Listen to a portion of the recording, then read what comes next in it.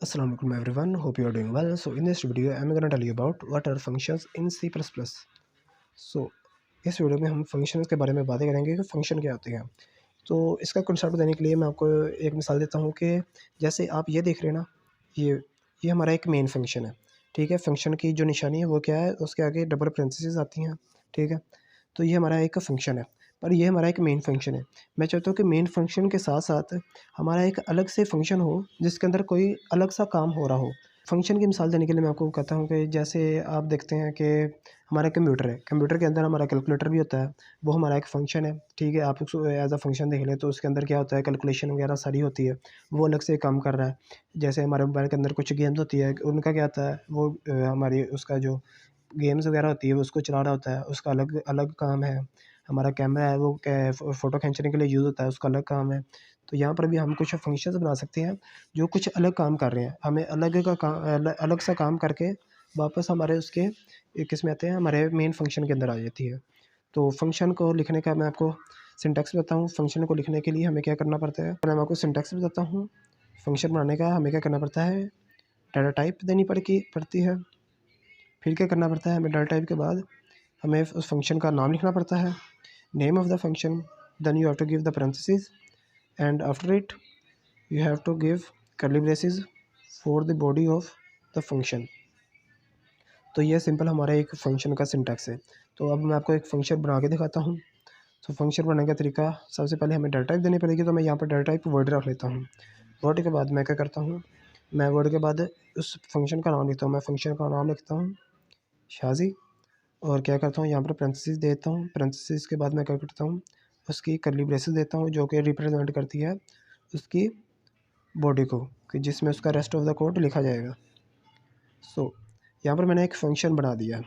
अब फंक्शन की मैंने डाटा टाइप पे वर्ड रखी है, तो इसमें मुझे कोई चीज़ रिटर्न देने की ज़रूरत नहीं है। अब रिटर्न वाला काम जो होता है वो मैं आपको अगली वीडियो में समझाऊँगा। यहाँ पर मैं आपको सिंपली ये बताता हूँ कि अब मैंने एक फ़ंक्शन बना लिया है। ठीक है, अब उस फंक्शन में कोई काम करता हूँ, मैं करता हूँ कि यहाँ पर मैं लिखता हूँ सी आउट शाहज़ेब, फिर एक टैब आए, और टैब के बाद क्या हुआ, तो after the tab I will type hair 7 + 2, so it will give us the answer 9। सो शाहज़ेब को प्रिंट करने के बाद एक टैब आएगी, टैब के बाद वो क्या करेगा, 7 + 2 को प्रिंट करेगा जो उसका आंसर होगा। तो यहाँ पर सॉरी, मुझे सी आउट रखना पड़ेगा, बार बार कोड आ जाता है यहाँ पर, सॉरी।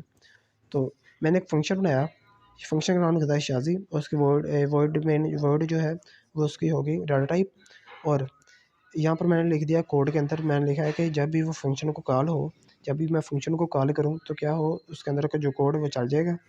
फिर क्या करेगा, जब वो सारा कोड चल जाएगा फिर वो फंक्शन के बाहर आएगा और वापस यहाँ पर आ जाएगा मेन फंक्शन में। तो हम जो फंक्शन को कॉल करते हैं वो हम हमेशा करते हैं हमारे मेन बॉडी के अंदर से, जो हमारा मेन फंक्शन है। तो इंट मेन हमारा मेन फंक्शन है, इसी के अंदर से हम अपने फंक्शन को कॉल करेंगे। जो हमारा कंपाइलर वो लाइन वाइज लाइन चेक करता है हमारे आल कोड्स को, तो वो क्या करेगा, इसको चेक करेगा, इसको चेक करेगा, इसको चेक करेगा। पर यहाँ पर इसको चेक करने के लिए हमने मेन फंक्शन में बताया कि ये है क्या है, हमने इसको डिक्लेयर नहीं किया। तो जब इसको पता नहीं है ये फंक्शन को कॉल की भी है कि नहीं, ये फंक्शन है भी है कि नहीं, मतलब उसको मैंने कोड लिख दिया पर उसको पता नहीं है फंक्शन है भी है कि नहीं। तो मेन फंक्शन में हमें उसको बताना पड़ता है कि हमारा एक फंक्शन है, तो उसका नाम क्या है, शाज़ी। तो यहाँ पर जब मैं इसको सिंपली यहाँ पर डिक्लेयर करूँगा तो क्या होगा, उसको पता चल जाएगा कि मैंने एक फ़ंक्शन बनाया है। और जब वो इस लाइन पर आएगा और यहाँ पर चेक करेगा तो क्या होगा, यहाँ पर चेक करेगा शाज़ी, और जब मैं डबल पैरेंथेसिस से लिखूँगा तो उसको पता चलेगा कि यहाँ पर मैंने क्या किया है, उसको कॉल कर दिया। तो वो क्या करेगा, यहाँ से उठेगा, इस लाइन से उठेगा और सीधा यहाँ पर आ जाएगा, और यहाँ से इसका जितना भी कोड है उसको चलाता जाएगा। और जितनी भी उसकी कोडिंग है उसके अंदर कोई मैं प्रिंटिंग करना चाहता हूँ, जो भी मैंने कोड लिखा है वो उसको सारे को चलाएगा, और फिर क्या करेगा, वापस आएगा उसी लाइन पर, और उसी लाइन के अंदर सारा का सारा स्टोर हो जाएगा जो भी इससे आउटपुट निकलेगा। जबकि हमने यहाँ पर वर्ड लिखा है तो यहाँ से कोई चीज़ रिटर्न नहीं होगी। जब मैं इसको इंट लिख दूंगा या कोई भी लिखूंगा तो उसका मतलब क्या है कि मैं इंटीजर टाइप वैल्यू इस फंक्शन से रिटर्न करवाऊंगा, और इससे रिटर्न होकर वो किस में आएगी, सिंपल इस फंक्शन के अंदर, और इसमें वो स्टोर हो जाएगा। पर मैं आपको सबसे पहले सिंपल वर्ड का समझाता हूँ, और यहाँ पर रन करता हूँ कि क्या हुआ।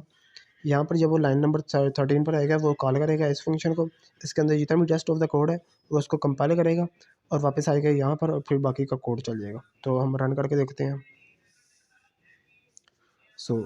यहाँ पर आप देख सकते हैं यहाँ पर हमारा जो इंट मेन में जब हमने लाइन नंबर 13 में हमने फंक्शन को कॉल की तो क्या क्या उसने क्या किया, वो फंक्शन के अंदर गया, फंक्शन में चला गया और फंक्शन के अंदर जितनी भी बॉडी है उसमें जो भी कोड लिखा है वो उसको सारे को चलाएगा और फिर वापस फंक्शन में आ जाएगा और बाकी का कोड ख़त्म कर देगा, बाकी का कोड जितना भी गया उसको कंपाइल कर देगा। तो this is our simple function in C++।